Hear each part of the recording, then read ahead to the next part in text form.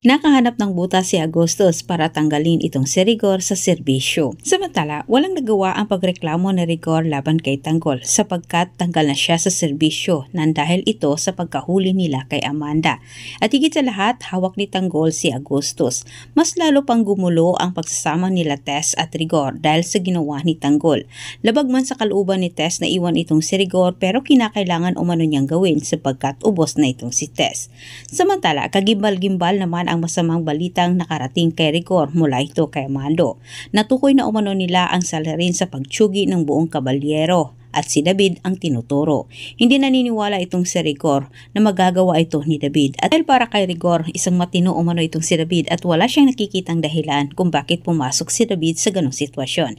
Dagdag ni Amado, mga ari-arian umano ng mga kabalyero ang nakitang motibo para ubusin ni David ang mga ito para mapunta umano kay David ang lahat ng mga kayamanan. Si Attorney Vera mismo umano ang naglabas ng katibayang ebidensya laban kay David, lalo't si David din mismo ang kumuha kay Vera para ilipat sa pangalan ni David ang lahat ng mga ari-arian.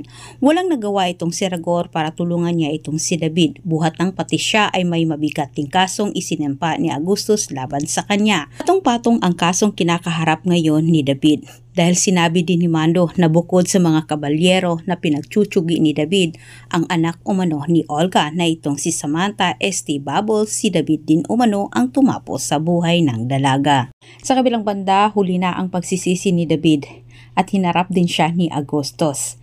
Prangkahang sinabi ni Agustus na wala umano itong si David kay Tanggol. Pinaniwalaan naman ni Rigor ngayon na si Tanggol umano ang may kagagawan kung bakit nakakulong itong si David. At iwala si Rigor na paratang lamang umano nila Tanggol ang ginawa nila kay David ngayon dahil gusto nitong gumanti.